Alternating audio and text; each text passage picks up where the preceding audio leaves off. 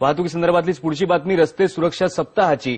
Traffic पोलिसांचा हा रस्ते सुरक्षा सप्ताह स्मोक फ्री मुंबई अशा पद्धतीने सुद्धा त्या कार्यक्रम आयोजित केलेले आहेत। स्मोक फ्री मुंबई ही एक एनजीओ आहे ज्यांनी टॅक्सी आणि रिक्षा ड्रायव्हर यांच्यासाठी जागृती मोहीम सुरू केली आहे। मुंबईच्या डोमेस्टिक एअरपोर्टवर आज ही मोहीम राबवण्यात आली। टॅक्सी किंवा रिक्षा चालवताना स्मोकिंग करू नये, धूम्रपान करू नये, गुटखा खाऊ नये, तसंच गाडीत बसलेल्या प्रवाशाला सुद्धा तसं करण्याची परवानगी देऊ नये असं यावेळी सांगण्यात आलं।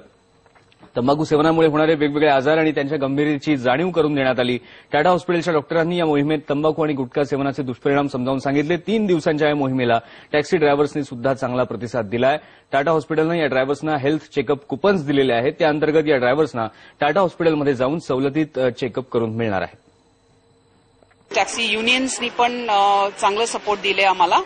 त्यांनी अवेअरनेस टॉक्स ऑर्गनाईज केले आहे। त्यांनी स्टिकर्स लावायचं पण इनिशिएटिव्ह घेतले की स्टिकर्स आम्ही पण लावणार आणि स्वतः आम्ही टोबॅको स्मोक करणार नाही आणि पॅसेंजरनी पण स्मोक केलं सर त्यांनाही त्याचा अवेअरनेस देणार की तुम्हाला हे स्मोक करायचा अधिकार नाहीये म्हणून। आणि यानंतर महाराष्ट्र नामामध्ये एक ब्रेक घेऊयात। पहा फक्त IBN लोक।